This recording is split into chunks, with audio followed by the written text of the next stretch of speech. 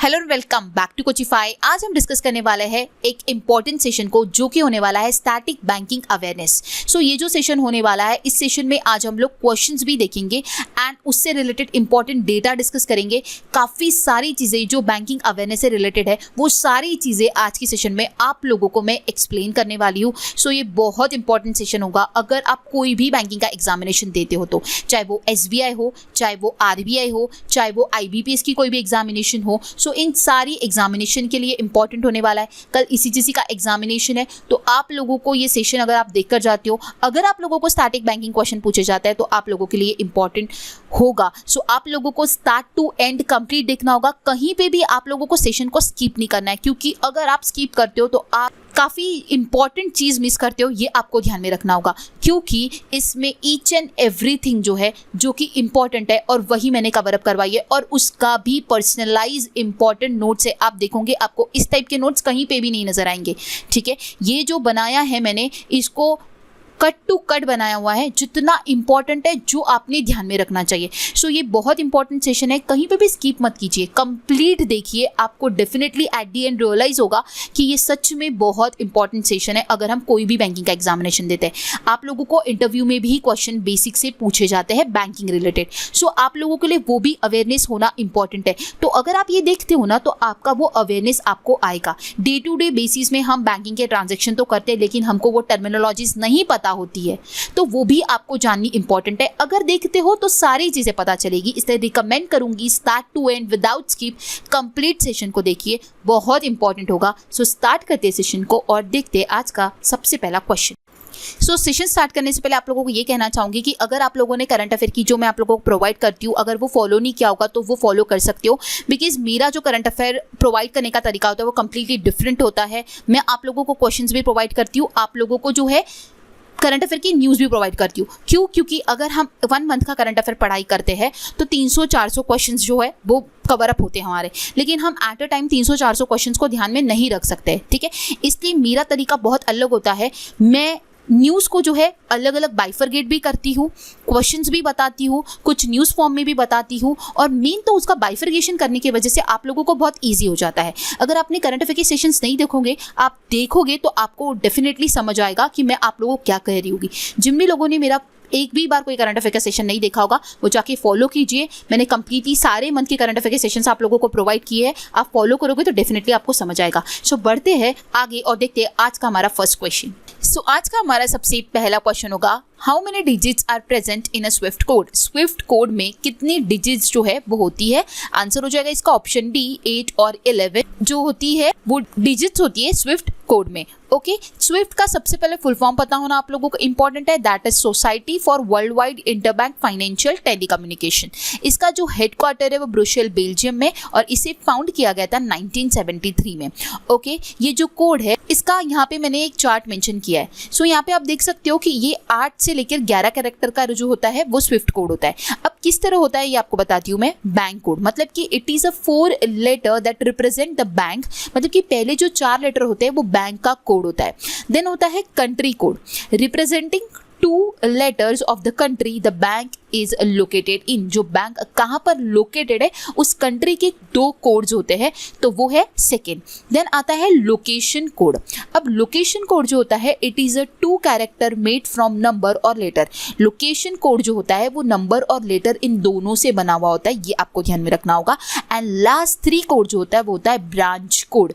Okay, अगर branch code नहीं रहेगा तो वो रहेगा ओनली 8 डिजिट, अगर ब्रांच कोड रहेगा तो वो रहेगा 11 डिजिट। तो ये आपको ध्यान में रखना होगा। First 4 are branch code, then 2 are only letters से बना हुआ रहेगा जो कि रहेगा कंट्री कोड, देन एक मिक्स रहेगा जिसमें लेटर भी रहेगा एंड डिजिट भी रहेगा जो कि रहेगा लोकेशन कोड, एंड देन उसके बाद के लास्ट 3 रहते हैं ब्रांच कोड। ओके, तो swift code is a form of bank identifier code. It is unique identification code use by bank. ये एक यूनिक आइडेंटिफिकेशन कोड है and it is a form of BIC bank identifier code. ठीक है। इसके बाद बोला जा रहा है कि this code are mainly use for the transferring of money between bank, specially for international wire transfer. तो इंटरनेशनली जो ट्रांसफर होता है उसके लिए ये कोड जो है यूज किया जाता है, and also use for the exchanging of other messages between banks. Okay, so बढ़ते आगे। आई होप आपको स्विफ्ट कोड क्या है, कितने डिजिट्स का होता है, सबसे पहले उसका फुल फॉर्म पता होना इंपॉर्टेंट है। देन आपको ये ध्यान में रखना है कि 8 और 11 ये ध्यान में रखना है, और ईच जो डिजिट होता है उसका जो कोड का जो ईच डिजिट होता है वो क्या रिप्रेजेंट करता है ये पता होना इंपॉर्टेंट है, ईच कोड। ओके, बढ़ते हैं आगे। नेक्स्ट क्वेश्चन होगा, how many digit are present in an IFSC code that is use to transfer funds online for NEFT, IMPS and RTGS transaction. अभी इससे पहले मैंने आप लोगों को स्विफ्ट कोड बताया। अब ये जो है क्वेश्चन में पूछा जा रहा है कि कितने कोड जो होता है वो IFSC कोड में होता है, ठीक है, कितने डिजिट्स जो है वो प्रेजेंट होते हैं IFSC कोड में, ये हमें पूछा जा रहा है, जो कि यूज किया जाता है NEFT, IMPS, RTGS के ट्रांजेक्शन को जब हम फंड को ट्रांसफर करते हैं उस टाइम पे IFSC कोड हमें लगता है। सो इसमें होता है ऑप्शन ए, इसका करेक्ट आंसर होगा, दैट इज 11 जो होता है वो डिजिट्स होते हैं IFSC कोड में। सो आप यहाँ पे देख सकते हो IFSC का सबसे पहले फुल फॉर्म जानना इंपॉर्टेंट है, that is Indian financial system code. Okay, ये इंपॉर्टेंट है। उसके बाद it is a combination of alphabet and numerals, that means ये जो बनता है ये अल्फाबेट और न्यूमरल मतलब कि नंबर और अल्फाबेट दोनों को मिलाकर बनता है। अब ये किस तरह बनता है हम जानेंगे। तो सबसे पहले जो पहले 4 डिजिट होते हैं वो बैंक कोड होते हैं। Okay, first 4 character represent the bank, ठीक है। पहले 4 जो अल्फाबेट्स होते हैं वो बैंक को रिप्रेजेंट करते हैं, एंड लास्ट 6 जो होते हैं वो ब्रांच को रिप्रेजेंट करते हैं, ठीक है। लास्ट 6 के जो कैरेक्टर्स होते हैं वो किसे रिप्रेजेंट करते हैं, ब्रांच को रिप्रेजेंट करते हैं, एंड जो बीच का होता है 5th नंबर का वो होता है 0, ये आपको ध्यान में रखना होगा। ओके, सो हमारा कोड देख लीजिए आप किस तरह बना। पहले 4 जो बैंक कोड था SBIN, देन आया 0 एंड देन आया फिर ब्रांच कोड। ओके, सो आपको ये ध्यान में रखना है कि IFSC का फुल फॉर्म क्या होता है, IFSC कोड कितने डिजिट से बनता है, दैट इज 11, और ये कॉम्बिनेशन होता है अल्फाबेट और नंबर्स का। ओके, और 5th कैरेक्टर होता है 0। ओके, तो पहला था स्विफ्ट कोड जो कि 8 और 11 था, सेकंड था IFSC कोड, उसका भी आंसर 11 था, एंड थर्ड है हमारा क्वेश्चन रिलेटेड टू, मतलब कि आपको इन्फॉर्मेशन बताऊंगी इस क्वेश्चन इस स्लाइड में, दैट इज MICR कोड, ठीक है। काफी बार कोड्स पे क्वेश्चन पूछे जाते हैं, हम कंफ्यूज होते हैं, तो मैंने इन तीनों कोड को एक के नीचे एक लाया, तो आप लोगों का जो कंफ्यूजन है वो भी क्लियर हो गया कि कौन सा कोड किस लिए यूज होता है ये भी आपको पता चल गया, एंड कितने डिजिट्स का होता है ये भी आपको पता चल गया। ओके, सो लास्ट हम देखने वाले कोड में दैट इज MICR कोड, जिसका फुल फॉर्म होता है मैग्नेटिक इंक कैरेक्टर रिकॉग्निशन। ये होता है 9 डिजिट का। ओके, अब इसमें जो ये 9 डिजिट होते हैं ये किस तरह रिप्रेजेंट करते हैं ये हम देखेंगे। तो पहले जो 3 डिजिट होते हैं, the very first 3 digit represent the city, जो कि सिटी को रिप्रेजेंट करते हैं। आप MICR कोड यहाँ पे देख सकते हो, जो मैंने 1 to 9 एक एग्जाम्पल के रूप में यहाँ पे लिखा हुआ है। सो पहले 3 डिजिट जो रहेंगे वो आपको ये ध्यान में रखना है कि वो सिटी का कोड रिप्रेजेंट करते हैं। They are match with the pin code which we use in India for the postal addresses. Then आता है बैंक कोड, ठीक है, जो उसके बाद के 3 डिजिट आएंगे उसमें आता है बैंक कोड, ओके, जो बैंक को रिफ्लेक्ट करता है, एंड लास्ट जो 3 होते हैं that is branch code. Okay, last के 3 डिजिट रिप्रेजेंट करता है ब्रांच कोड। आई होप आपको MICR कोड किस तरह रिप्रेजेंट करता है ये समझ आया होगा। फर्स्ट 3 सिटी कोड, सेकेंड जो आता है bank code that is next 3, and last 3 are branch code. तो कंप्लीट जो होता है ये 9 डिजिट का होता है MICR code. Okay, then cheque number, ये जो चेक पे लिखा हुआ होता है MICR कोड आप देख सकते हो। इसके अलावा चेक पे क्या क्या चीज़ें होती है आप ये स्लाइड से ये भी पता कर सकते हो। ओके, बट हमारा यहाँ पे इंपॉर्टेंट पॉइंट था MICR कोड, इसलिए हम वही डिस्कस करेंगे। बढ़ते हैं आगे और देखते हैं नेक्स्ट जो हम डिस्कस करने वाले हैं वो है different types of money transfer. अब मनी को जब हम ट्रांसफर करते हैं तो कौन से हमारे टाइप्स होते हैं मनी को ट्रांसफर करने के लिए। तो वो होता है NEFT, RTGS, IMPS and UPI। सभी को पता होगा, बट इसके फुल फॉर्म जो है पता होना काफ़ी ज़्यादा इंपॉर्टेंट है।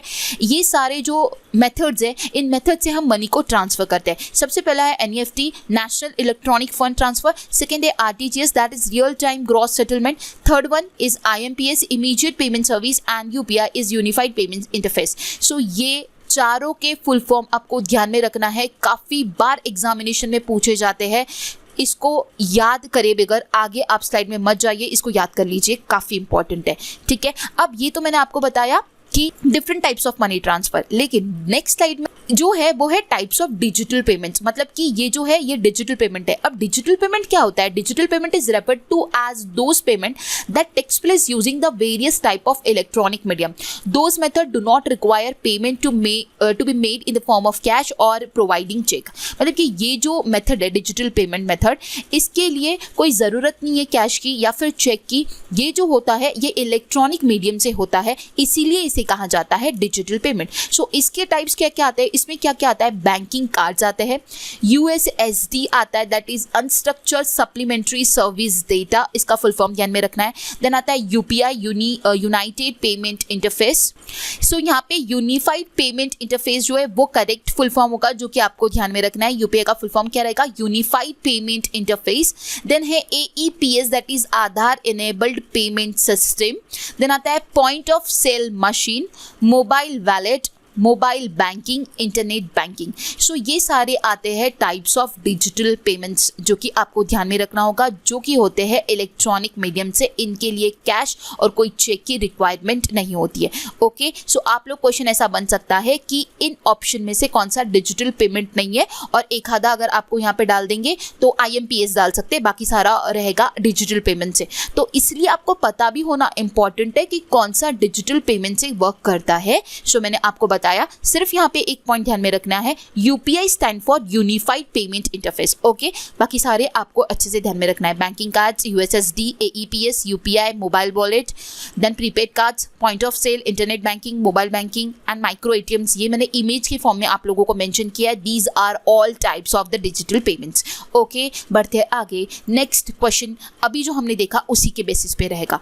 IMPS is a method of electronic money transfer. What does I stands for? मैंने आप लोगों को भी पढ़ाया, I stands for immediate, that is option C इस क्वेश्चन का करेक्ट आंसर हो जाएगा। हमें बताया गया है कि IMPS एक इलेक्ट्रॉनिक मनी ट्रांसफर मेथड है। यस, तो इसका I जो है वो क्या स्टैंड करता है? I stands for immediate. इसी टाइप के क्वेश्चंस आपको एग्जामिनेशन में देखने मिलते हैं एंड हम हो जाते हैं कंफ्यूज, बल्कि क्वेश्चन काफ़ी इजी क्वेश्चन होता है। ओके, सो ये सिंपल जो एब्रीवेशन है वो आपको पता होने काफ़ी इंपॉर्टेंट है। अब यहाँ पे एक चार्ट आप लोगों को नजर आ रहा होगा कि UPI, IMPS, NEFT और RTGS ये सारे क्या है? ये सारे इलेक्ट्रॉनिक मनी ट्रांसफर मेथड्स है। ओके, जिससे हम पैसा ट्रांसफर करते हैं। ओके, सो इसमें जो मिनिमम लिमिट है UPI, IMPS, NEFT की वो ₹1 है।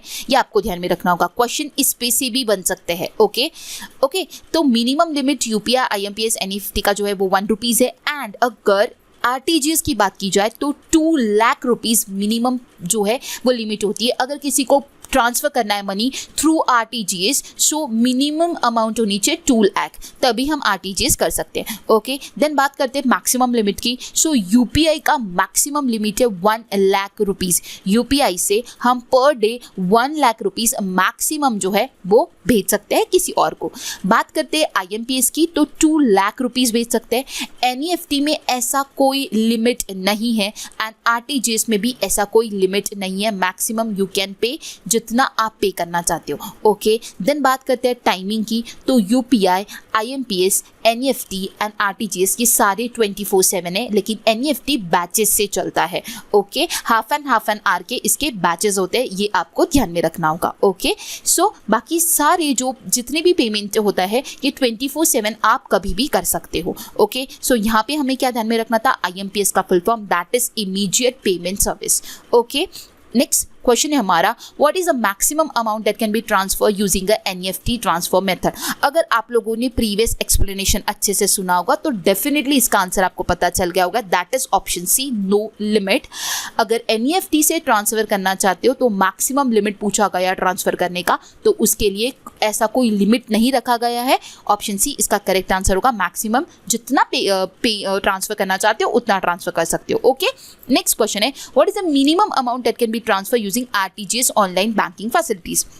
अगेन आपको ये चीज़ मैंने एक्सप्लेन की है अभी कि RTGS में जो मिनिमम अमाउंट होता है ट्रांसफर करने का वो कितना होता है? That is 2 lakh. Option A इस क्वेश्चन का करेक्ट आंसर होगा। रियल टाइम ग्रॉस सेटलमेंट होता है RTGS। फुल फॉर्म ध्यान में रखना काफ़ी इंपॉर्टेंट है। मैं आपको बार बार ये चीज़ कहूँगी क्योंकि एग्जामिनेशन में पूछा जाता है real time gross settlement. Minimum अगर अमाउंट ट्रांसफर करनी है यूजिंग RTGS बैंकिंग फैसिलिटी, तो वो हो जाएगा 2 lakh rupees. Okay, RTGS system is primarily mint for the large value transaction. ठीक है, देन पॉइंट किया गया कि मिनिमम जो है वो 2 लाख रुपीज होना चाहिए, अपर लिमिट जो है वो कोई लिमिट नहीं है, एंड ये जो फैसिलिटी हम 24/7 कभी भी कर सकते हैं। ओके, नेक्स्ट क्वेश्चन है, at present the UPI maximum transfer limit UPI transaction is, मतलब ये बोला जा रहा है कि यूपीआई की मैक्सिमम ट्रांसफर लिमिट कितनी है, जो कि मैंने आपको बताई, that is option B 1 lakh. लेकिन इसमें एक चीज आपको ध्यान में रखनी है जो कि की पॉइंट इंपॉर्टेंट है कि मोर देन 10 ट्रांजेक्शन जो है 24 आवर्स में हम कर सकते हैं, उससे ज्यादा नहीं कर सकते। ठीक है, UPI prohibit more than 10 transaction by an account in 24 hours, मतलब कि आप 10 ट्रांजेक्शन कर सकते हो, 10 से ज़्यादा अगर आपके ट्रांजेक्शन होते हैं एक 24 आवर्स में तो वो एक्सेप्ट नहीं करेगा। ठीक है, 1 lakh rupees maximum and 10 transaction maximum, ये लिमिट है यूपीआई की। यूपीआई का फुल फॉर्म क्या है? यूनिफाइड पेमेंट इंटरफेस, ये आपको ध्यान में रखना होगा। ओके, नेक्स्ट क्वेश्चन है, what is a maximum amount that can be transfer through the Aadhaar enabled payment system पर अकाउंट पर डे। तो मैंने आपको ये बताया, ये जो AEPS है, मैंने आपको क्या बताया था, it is a type of, क्या बताया था आपको लोगों को, डिजिटल पेमेंट। ठीक है, ये टाइप ऑफ डिजिटल पेमेंट है। सो क्वेश्चन में ये पूछा जा रहा है कि मैक्सिमम अमाउंट जो है हम AEPS से पर डे कितना ट्रांसफर कर सकते हैं, that is option D 50,000 rupees. Okay, so option D इस क्वेश्चन का करेक्ट आंसर होगा। AEPS का फुल फॉर्म क्या होता है? आधार इनेबल्ड पेमेंट सिस्टम। ठीक है, सो आपको ये ध्यान में रखना है, the Aadhaar enabled payment system is a fund transfer mechanism that uses UIDAI, इसका फुल फॉर्म अगेन आपको ध्यान में रखना है, that is Unique Identification Authority of India, Identification for the Transaction। so ये ट्रांजेक्शन के लिए क्या करता है, अगर अपने को पैसा ट्रांसफर करना है तो ये UIDAI का जो मैकेनिज्म है उसे यूज करता है। Okay, AEPS। Customer can get services such as withdrawal of funds and deposition of cash in their accounts। so वही सारी चीज़ें हम कर सकते हैं जो बाकी सारे अकाउंट्स में करते हैं हम, कि कस्टमर जो है वो विड्रॉल कर सकता है और डिपॉजिट कर सकता है cash in their account. Okay, so इसका फुल फॉर्म और आप लोगों को जो लिमिट बताई मैक्सिमम 50,000 वो ध्यान में रखनी होगी। ओके, नेक्स्ट क्वेश्चन होगा हमारा, what is the full form of Bhim? Bhim का फुल फॉर्म पूछा जा रहा है। सो आंसर हो जाएगा option C, Bharat interface for money. इसका करेक्ट आंसर हो जाएगा ऑप्शन सी। सो ये एक इंटरफेस है, Bharat interface for money is a mobile payment application based on NPCI UPI which help in making simple, easy and quick payment transaction।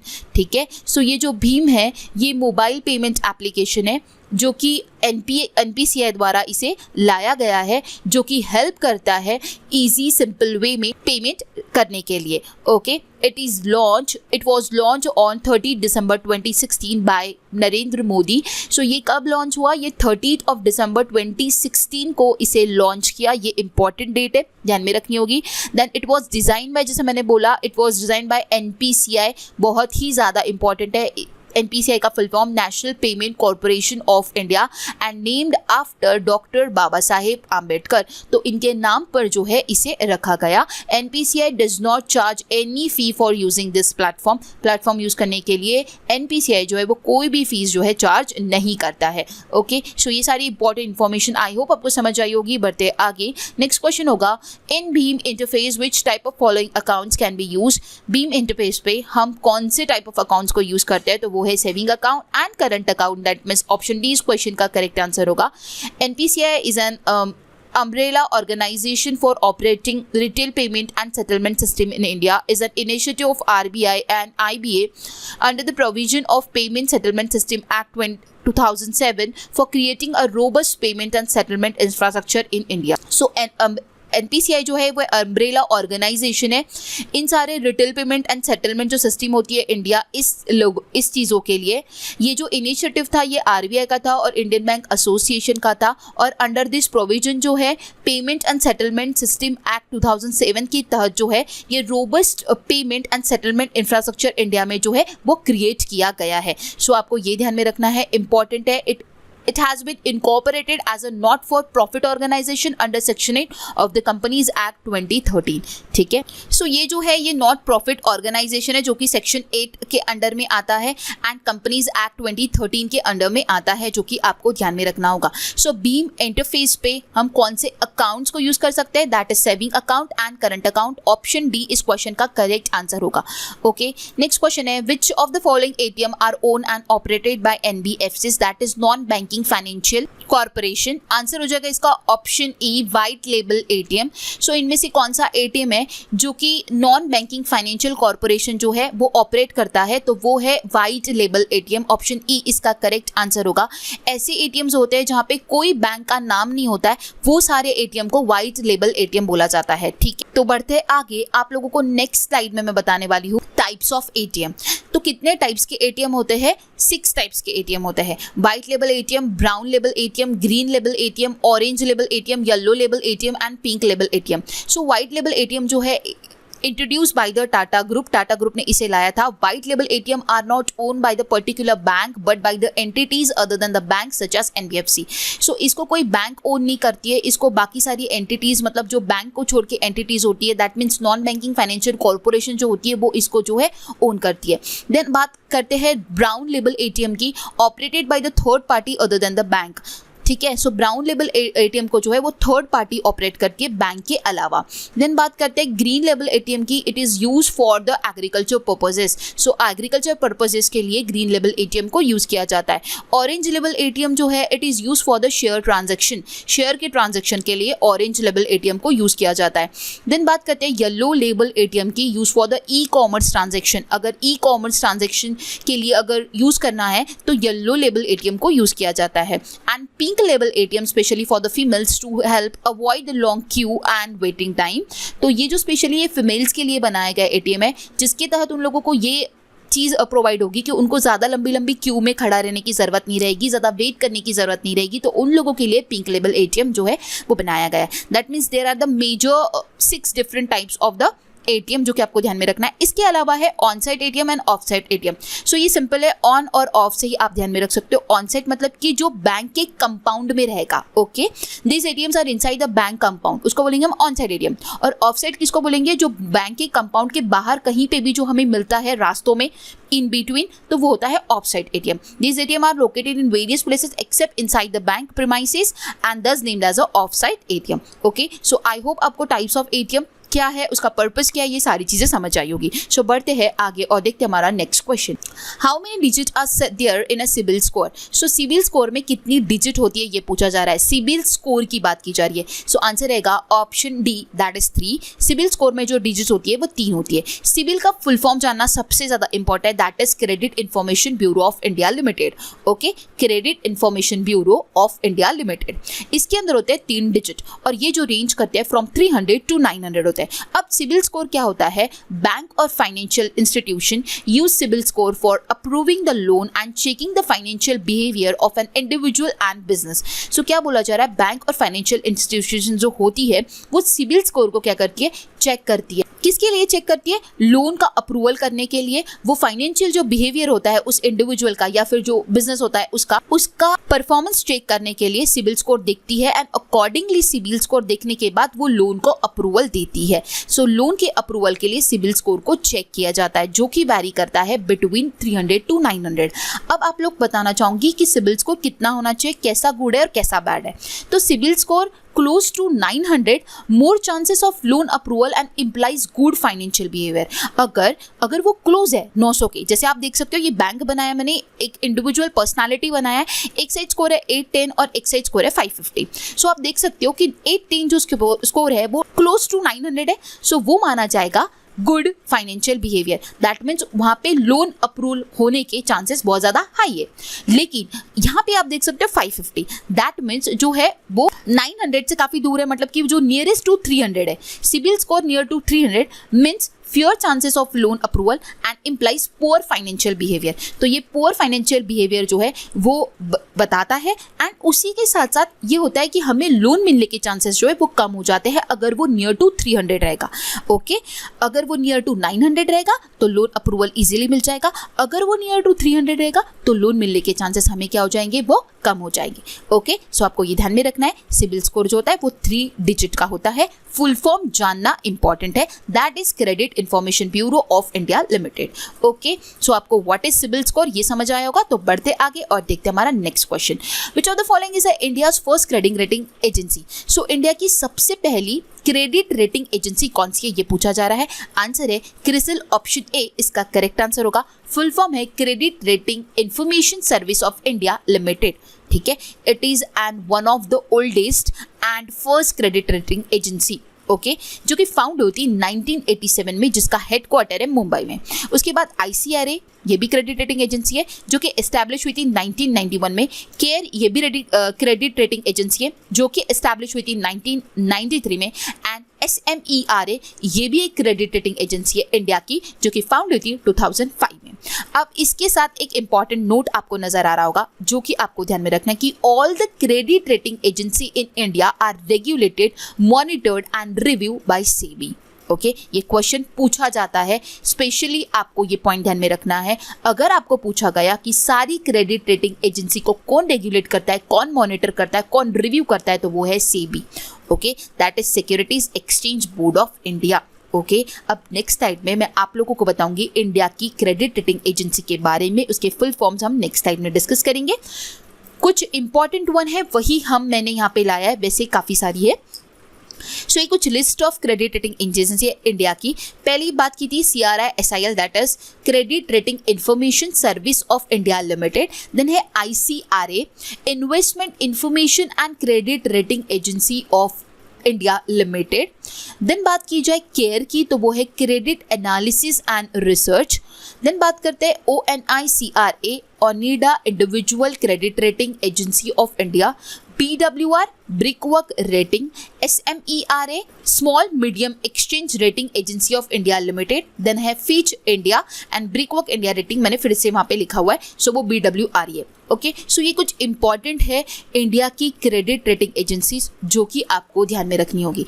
Okay, और ध्यान में क्या रखना है, स्पेशली अगेन इसके फुल फॉर्म्स। ओके, आपको एब्रीवेशन में पूछा जा सकता है, पर्टिकुलर एक खानदार लेटर लेके what I stands for, what R stands for, ऐसा पूछा जा सकता है, इसलिए आपको ये सारी चीज़ें पता होनी इंपॉर्टेंट है। ओके, सो बढ़ते आगे और देखते हैं हमारा next question, what is a maximum deposit amount insured by the DICGC। तो DICGC जो है वो मैक्सिमम कितना अमाउंट जो है इंश्योर्ड करता है, तो आंसर हो जाएगा इसका ऑप्शन ए, 5 लाख रुपीस जो है वो इंश्योर्ड करता है। ठीक है, अब DICGC का अगेन फुल फॉर्म ध्यान में रखना है, that is deposit insurance and credit guarantee corporation. ठीक है, deposit insurance and credit guarantee corporation जो है वो DICGC का फुल फॉर्म है। It is a Holi owned subsidiary of RBI। ये अगेन वेरी इंपॉर्टेंट पॉइंट है, आपको पूछा जा सकता है कि ये किसका सब्सिडरी है, तो ये RBI का सब्सिडरी है। It provide deposit insurance that work as a protection cover for a bank deposit holder when the bank fails to pay its depositors. So ये क्या काम करता है DICGC, ये क्या करता है, जो बैंक में डिपॉजिटर्स होते हैं, ठीक है, अगर बैंक उनका पैसा देने को फेल हो जाती है या फिर वो बैंक डूब जाती है तो उन लोगों को ये इंश्योरेंस प्रोवाइड करवाता है, वो काम करता है DICGC। समझ आया? अगर मैं कस्टमर हूँ, मेरी कोई बैंक में पैसा है और वो बैंक सपोज डूब गई है और मेरा अकाउंट में पैसा था, तो वो पैसा कौन मुझे देगा, तो वो देगा DICGC देगा। ओके, सो उसकी जो मैक्सिमम लिमिट है ना वो 5 लाख रुपीज़ है। अगर मेरे अकाउंट में 6 लाख रुपीज़ दे, ओके, बैंक डूब चुकी है, तो मुझे कितना अमाउंट मैक्सिमम मिलेगा, मुझे 5 लाख रुपीज़ जो है वो मैक्सिमम दिया जाएगा। मेरा 6 लाख तो डूबा लेकिन मुझे दिया जाएगा 5 लाख, क्योंकि वही मैक्सिमम लिमिट है। ठीक है, वो 1 लाख हमारा डूब जाएगा। ओके, तो आपको ये ध्यान में रखना है कि उसकी मैक्सिमम लिमिट कितनी है, 5 लाख रुपीज़ है। Okay, deposit insurance credit guarantee corporation was establish on, कब एस्टैब्लिश हुआ ये, 15 जुलाई 1978 को ये एस्टैब्लिश हुआ under the deposit insurance credit guarantee corporation act 1961। Okay, so इसका मैक्सिमम लिमिट कितना है 5 लाख। ओके, ये आपको ध्यान में रखना होगा। नेक्स्ट स्लाइड में आप लोगों को ये बताना चाहूंगी types of deposit covered under DICGC। अब DICGC में कौन से टाइप के डिपॉजिट्स को कवर किया जाता है, ठीक है। Saving deposit, fixed deposit, recurring deposit, then deposit with regional rural bank, ये कवर होता है। देन होता है all scheduled commercial bank and cooperative bank. It is also cover the insurance of foreign bank जो कि इंडिया में run करती है। ये इंपॉर्टेंट है पॉइंट, जो कि इंडिया में रन करती है उन फॉरेन बैंक का भी वो इंश्योरेंस कवर करता है। उसके बाद है it also cover the insurance of Indian bank which is functioning outside India. Again this one is important point, ये आपको ध्यान में रखना है। वो किसका इंश्योरेंस दे रहा है, जो इंडियन बैंक से लेकिन आउटसाइड ऑफ इंडिया है, तो उनका भी हमें इसमें कवर होता है इंश्योरेंस। अब किसका कवर नहीं होता है, ये इंपॉर्टेंट पॉइंट है। It won't accept deposit for foreign governments, मतलब फॉरेन गवर्नमेंट से रिलेटेड कोई भी चीज़ है तो वो उसके लिए हमें कोई कवर नहीं करेगा, मतलब वो कोई इंश्योरेंस प्रोवाइड नहीं करेगा। And last point, the deposit by Indian government and state government also not accept under this act, मतलब जो इंडियन गवर्नमेंट का, स्टेट गवर्नमेंट का कोई डिपॉजिट होगा तो वो भी इस एक्ट के अंदर कवर नहीं होता है, ठीक है। इन शॉर्ट अगर आपको बताऊं कि क्या क्या चीजें कवर होती है तो ये चार्ट से आप देख सकते हो। Private sector bank, foreign bank, ठीक है। कौन सी फॉरेन बैंक, जो कि इंडियन बैंक है लेकिन फॉरेन में चल रही है, वो फॉरेन बैंक। देन है small finance bank, payment bank, regional rural bank, local area bank, state cooperative bank, district central cooperative bank and urban cooperative bank. Okay, so मैंने यहाँ पे तो बताया। इन शॉर्ट ये भी चीज़ जो शॉर्ट टेबल है वो भी आप ध्यान में रख सकते हो। सो क्या DICGC के अंडर में नहीं आता, इस पर भी क्वेश्चन बन सकता है, इसलिए आपको ध्यान में रखना होगा। जो नहीं आता है वो मैंने आपको लोगों को बता दिया, और क्या क्या आता है वो भी मैंने आपको बता दिया, ठीक है।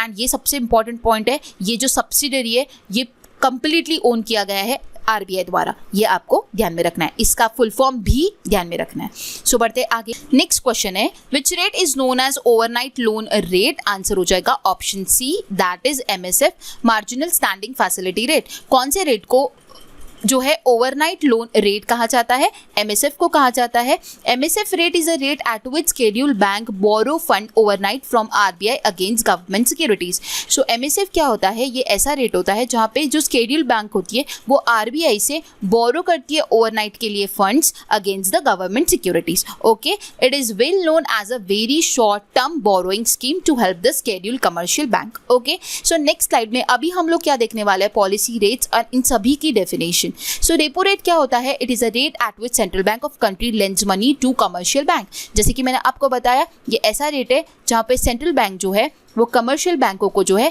पैसा प्रोवाइड करती है जब उनको जरूरत होती है। ओके, नेक्स्ट है reverse repo rate. It is a rate that central bank of a country borrow money from the commercial bank. ये ऐसा रेट है जहाँ पे सेंट्रल बैंक जो है वो बोरो करती है मनी कमर्शियल बैंक से। ओके, देन है bank rate. It is a rate of interest which is charge by the central bank which lending loans to a commercial bank. ये ऐसा रेट ऑफ इंटरेस्ट है जो कि central bank charge करती है किन पे, कमर्शियल बैंक पे, जब वो उनको लोन प्रोवाइड करती है। ओके, नेक्स्ट है SLR, that is statutory liquidity ratio. ये फुल फॉर्म अगेन आपको ध्यान में रखना इंपॉर्टेंट है। अब SLR क्या होता है, it refers to the minimum percentage of deposit that needs to be maintained by commercial bank in the form of liquid asset, cash, gold, government securities. So ये मिनिमम परसेंटेज ऑफ डिपॉजिट जो है वो maintain करना होता है commercial बैंकों को in the form of liquid asset, cash, gold and government securities. Next point है हमारा कैश रिजर्व रेशो। अब CRR क्या होता है, it is a portion of commercial bank total deposit that needs to be maintain at the central bank, that is RBI। Central bank जब भी मैं कहती हूँ तो आपको ये ध्यान में रखना है कि हमारा इंडिया का सेंट्रल बैंक कौन सा है, RBI। सो CRR क्या है, CRR ये है कि कुछ पोर्शन जो होता है कमर्शियल बैंकों को RBI में डिपॉजिट करके रखना होता है, वो मेंटेन करना होता है, उसी कहा जाता है कैश रिजर्व रेशियो। नेक्स्ट है marginal standing facility, that is MSF। It is a system of RBI that allow scheduled commercial bank to avail funds overnight against the government securities, जो कि मैंने आपको अभी बताया है। जो overnight funds provide किया जाता है against the securities उसे कहा जाता है MSF। ये RBI देती है commercial banks को। Then है SDF, that is standing deposit facility rate। SDF allows the RBI to absorb liquidity deposit from commercial bank without giving government securities in return to the banks. SDF क्या होता है, मतलब RBI जो है वो commercial बैंकों से पैसा तो लेती है लेकिन इन रिटर्न वो उनको गवर्नमेंट सिक्योरिटीज कुछ भी नहीं देती है। हमने रिवर्स रेपो रेट देखा और SDF देखा, इन दोनों में यही डिफरेंस है कि बैंक जो है वो कमर्शियल बैंक से डिपॉजिट मतलब कि कुछ पैसा लेगी। रिवर्स रेपो रेट की बात की जाए तो वहाँ पे गवर्नमेंट सिक्योरिटीज वो कुछ देती है, बट एसडीएफ की बात की जाए तो ऐसा नहीं होता है, वो इन रिटर्न कोई गवर्नमेंट सिक्योरिटीज नहीं देती है। ओके, सो ये होता है एसडीएफ। आई होप आपको सारे पॉलिसी रेट्स इनकी डेफिनेशन समझ आई होगी। नेक्स्ट स्लाइड में आप लोगों को एट प्रेजेंट जो पॉलिसी रेट चल रहा है वो सारा मैं बताऊंगी। अगर इन फ्यूचर आप ये सेशन देख रहे हो और कुछ चेंज हुआ है तो आप लोगों को वो कंसिडर करना होगा, ठीक है। मैं एट प्रेजेंट की बात कर रही हूँ तो रेपो रेट अभी चल रहा है 4.4%, reverse repo rate 3.35%, bank rate 4.65, MSF 4.65, SDF 4.15, CRR 4.5 and SLR is 18%। अभी थोड़ा फ्लक्चुएशन हुआ है, सो आपको ध्यान में रखना होगा। अगर आप रिसेंट में कोई एग्जामिनेशन दे रहे हो सो आपको ये सारे रेट्स ध्यान में रखना इंपॉर्टेंट होगा। और अगर कोई फ्यूचर में अगर आप ये सेशन देख रहे हो और जब भी आप एग्जामिनेशन को जाते हो तो मैं आप लोगों को ये कहना चाहूँगी, एग्जामिनेशन के एक दिन पहले आरबीआई के रेट्स को ज़रूर आप एक बार पढ़ के जाइए, क्योंकि क्वेश्चन पूछे जाते हैं काफ़ी कबार। ओके, नेक्स्ट क्वेश्चन होगा हमारा, security printing and minting corporation of India limited is wholly owned by dash. So SPMCIL ये पूछा जा रहा है कि इसको होली कौन ओन करता है, तो वो करता है government of India. Option C इस क्वेश्चन का करेक्ट आंसर हो। ये जो ऑर्गेनाइजेशन है एस्टैब्लिश हुई थी ऑन 2006, जिसका हेड ऑफिस न्यू दिल्ली में, इसे गवर्नमेंट ऑफ इंडिया जो है इसको ओन करती है। इसके बारे में कंप्लीट इन्फॉर्मेशन दूंगी कि ये क्या है नेक्स्ट स्लाइड में। इसी के साथ देख देते हैं, BRB NMPL जो है भारतीय रिजर्व बैंक नोट मुद्रण प्राइवेट लिमिटेड जो है वो एस्टैब्लिश हुआ था 1995 में। इसका हेड ऑफिस बेंगलुरु में, इसको ओन करती है आरबीआई। ये ध्यान में रखना है, ठीक है। दोनों में डिफरेंस कंफ्यूज होता है, काफी बार एग्जामिनेशन में पूछा जाता है, इसीलिए मैंने जानबूझकर इसी के नीचे रखा है। SPMCIL जो है वो गवर्नमेंट इंडिया ओन करती है, लेकिन BRB NMPL जो है इसको आरबीआई ओन करती है। ओके, अब ये क्या होता है ये मैं आपको बताती हूँ नेक्स्ट स्लाइड में। सो SPMCIL क्या होता है, security printing and minting corporation of India limited is a government printing and minting agency, ठीक है। It is under the jurisdiction of ministry of finance government of India, ठीक है। सो ये क्या होता है, प्रिंटिंग एंड मिंटिंग एजेंसी है ये, जो कि गवर्नमेंट इंडिया इसको ओन करता है, जो कि फाउंड हुआ था 10 फरवरी 2006 को। हेडक्वार्टर है न्यू दिल्ली में। SPMCIL looks after the production of crucial paper based items such as currency note, security paper, non judicial stamp paper, postal stamps, travel document which is, अब इतना सारा इसमें कवर होता है, जैसे कि passport and visa, security certificates, cheques, bonds, warrants, special certificates with security features, security inks, circulation and commemorative coins and so on. आप ये लिस्ट देख सकते हो। सो आप लोगों को ये ध्यान में रखना है कि SPMCIL जो है वो क्या करता है, वो ये जो भी क्रूशियल पेपर होते हैं जैसे कि currency note, security paper, non judicial ये पेपर स्टैम्प, इन सब का वो क्या करता है, इन सबको वो बनाता है। ओके, सो SPMCIL का ये काम है। मैंने आप लोगों को बताया कि वो क्या क्या चीज़ें बनाता है, ये चीज़ें आपको एक बार पढ़ लेनी है। ओके, सो बढ़ते आगे और देखते आगे नेक्स्ट स्लाइड। अब हम हमारी करेंसी होती है उसी के बारे में डिस्कस करेंगे। Printing and security paper and minting in India, मतलब कि कितनी एजेंसीज है प्रिंटिंग ऑफ सिक्योरिटी पेपर्स की और मिंटिंग की इंडिया में। अगर नोट की बात की जाए तो 4 होती है, इंडियन सिक्योरिटी प्रेस जो कि नासिक में है, सिक्योरिटी प्रिंटिंग प्रेस जो कि हैदराबाद में है, करेंसी नोट प्रेस जो कि नासिक में है एंड बैंक नोट प्रेस जो कि देवास मध्य प्रदेश में। अगर कॉइन की बात की जाए तो कॉइन की 4 है, अलीपुर कोलकाता में, सैफाबाद हैदराबाद में, चेरलापल्ली हैदराबाद में, नोएडा यूपी में। सो ये जो है ये कॉइन की है। ओके, एंड एक सिक्योरिटी पेपर मिल जो है वो है होशंगाबाद मध्य प्रदेश में, जो कि 1968 में एस्टैब्लिश हुआ था, ठीक है। ये क्या करता है, सिक्योरिटी पेपर मिल क्या के लिए बनाया गया, it produces the paper of bank note, जो बैंक नोट बनाने के लिए पेपर लगता है ना वो उसको बनाता है। ओके, सो वो होता है सिक्योरिटी पेपर मिल। तो आपको पूछा जा सकता है कि सिक्योरिटी पेपर मिल कहाँ पर है और कब एस्टैब्लिश हुआ, तो that is 1968 and Hoshangabad Madhya Pradesh, ये आपको ध्यान में रखना होगा। ओके, सो मैंने आप लोगों को बताया कि सिक्योरिटी पेपर की प्रिंटिंग एजेंसी, उसके बाद कॉइन की मिंटिंग एजेंसी, ये मैंने आपको बताया। इसके बाद नेक्स्ट स्लाइड में आपको बताऊंगी कि Indian currency is printing at a 4 currency printing presses, ठीक है। 4 जगह प्रिंट होती है, लेकिन उसमें से 2 जो है वो गवर्नमेंट ओन करता है और 2 जो है वो कौन ओन करता है, वो BRB NMPL ये करता है। Okay, so Indian currency is printed at 4 currency printing presses. 2 of the currency note printing presses are owned by the government of India and 2 are owned by the Reserve Bank through its wholly owned subsidiary BRB NML, भारतीय reserve bank note मुद्रण private limited. Okay, so ये own करता है, मतलब कि दो government of India द्वारा होता है और दो आरबीआई द्वारा होता है, जो कि उसकी होली ओन सब्सिडरी है बीआरबी एनएमपीएल। ओके, सो दो कौन सी है वो, नासिक महाराष्ट्र एंड देवास मध्य प्रदेश, जो कि मैंने अभी आपको ऊपर बताया, नासिक महाराष्ट्र की एंड उसके बाद देवास मध्य प्रदेश की जो है Indian security press and bank note press first and fourth जो है वो गवर्नमेंट ऑफ इंडिया ओन करता है। एंड उसके बाद अगर बात की जाए दो मैसूर कर्नाटका की जो सदर्न इंडिया की और जो साल्बोनी वेस्ट बंगाल की जो है वो दो जो है वो भारतीय रिजर्व बैंक नोट मुद्रण प्राइवेट लिमिटेड जो है वो ये करता है। ओके, देखो मैंने आप लोगों को यहीं पे ब्लू कलर की इसमें आप देख सकते हो currency note press India Nashik का जो है और bank note press India Dewas Madhya Pradesh का जो है, ये जो दोनों आते हैं ना, ये दोनों आते हैं गवर्नमेंट ऑफ इंडिया ओन करता है। ओके, और अगर आप लोगों को पूछा गया कि आरबीआई कौन सा ओन करता है तो वो मैसूर एंड साल्बोनी का जो है वो ये दोनों ओन करता है। ये मैंने येलो टेबल में ऑलरेडी आप लोगों को अच्छे से बताया है, जो कि आपको ध्यान में रखना होगा। ओके, नेक्स्ट क्वेश्चन है, in which of the following places we do not have a currency printing presses, इनमें से कौन सी प्लेस है जहाँ पे करेंसी प्रिंटिंग प्रेस नहीं है, तो वो है मुंबई, ऑप्शन ए इसका करेक्ट आंसर होगा। नेक्स्ट जो क्वेश्चन है वो है, on the recommendation of which committee Imperial Bank of India was renamed as a State bank of India.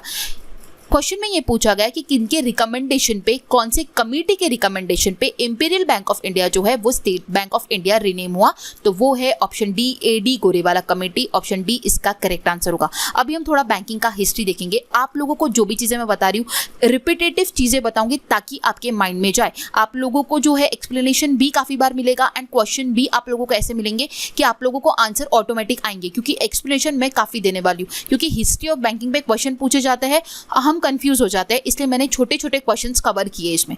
ठीक है, सबसे पहला क्वेश्चन क्या था कि किस कमिटी के रिकमेंडेशंस पे इंपीरियल बैंक जो है वो रीनेम हुआ as a State bank of India, तो वो है A D Gorewala committee, option D इसका करेक्ट आंसर हो जाएगा। ठीक है, इसके बाद आप लोगों को ये ध्यान में रखना है कि इंपीरियल बैंक ऑफ इंडिया जो एस्टैब्लिश हुआ था वो 27 जनवरी 1921 को हुआ था, ये ध्यान में रखा। It was founded by the J M Keynes. उसके बाद it was done by the merging of 3 presidency bank into a single banking entity. 3 presidency bank को मर्ज करके एक बैंकिंग बनाया गया था, that is imperial banking. So वो किन तीनों का मर्ज हुआ था, Bank of Bengal, Bank of Bombay and Bank of Madras. ठीक है, वो कब एस्टैब्लिश हुई थी वो भी मैंने मेंशन किया। बैंक ऑफ बंगाल हुई थी 2 जून 1806 को, देन बॉम्बे हुई थी 15 अप्रैल 1840 को एंड मद्रास हुई थी 1 जुलाई 1843 को। ओके, सो आपको ये ध्यान में रखना है, इन तीनों को प्रेसिडेंसी बैंक बोला जाता था, बट जब ये तीनों मर्ज हुई तो वो कन्वर्ट हुई इंपीरियल बैंकिंग में। ओके, एंड इंपीरियल बैंकिंग से उसका नाम चेंज होकर स्टेट बैंक ऑफ इंडिया हुआ, और वो किसने रिकमेंड किया था, एडी गोरेवाला कमेटी ने किया था। ओके, सो बढ़ते हैं आगे और देखते हैं नेक्स्ट में आप लोगों को ये कहना चाहूँगी कि जो नेशनलाइजेशन ऑफ बैंक हुआ वो 3 फेजेस में हुआ। सबसे पहला फेज था pre independence phase, that is from 1786 to 1947। Then था second phase, that is from 1947 to 1991 and third phase जो कि अभी चलता आ रहा है आफ्टर 1991 का। ओके, सो ये फर्स्ट और सेकेंड फेज में बताऊंगी, इसमें कौन सी बैंक नेशनलाइज हुई और क्या क्या चीज़ हुई, ये सारी चीज़ें आपको पता चलने वाली है। So continue. सो सबसे पहला हम देखेंगे pre independence period, that is from 1786 to 1947। सारे पॉइंट्स इंपॉर्टेंट है, अच्छी तरीके से ध्यान में रखना है। Okay, the first bank of India was the bank of Hindustan, establish in 1770। सबसे पहले 1770 में बैंक ऑफ हिंदुस्तान जो है वो एस्टैब्लिश हुआ। ठीक है, and fail to work and cease operation 1832। अपने काम पे वो सही नहीं उतरा, इसलिए उसके ऑपरेशन को जो है वो रोक दिया गया, मतलब कि वो बैंक को जो है बंद कर दिया गया इन 1832। फिर बात आगे बढ़ती है, subsequently several bank establish during the pre independence era and didn't last very long इधर। बट क्या हुआ, उसके बाद भी कुछ बैंक्स आई लेकिन फिर भी वो कुछ टाइम तक नहीं रह पाई। वो थी ये 2 bank, the general bank of India जो कि थी 1786 से 1791 तक, एंड उसके बाद थी ऑद कमर्शियल बैंक जो कि 1981 से लेके 1958 तक थी। सो ये जो ऑद कमर्शियल बैंक है ना, ये the first commercial bank of India question बन सकता है, जो कि आपको ध्यान में रखना है। Okay, it is the first commercial bank of India.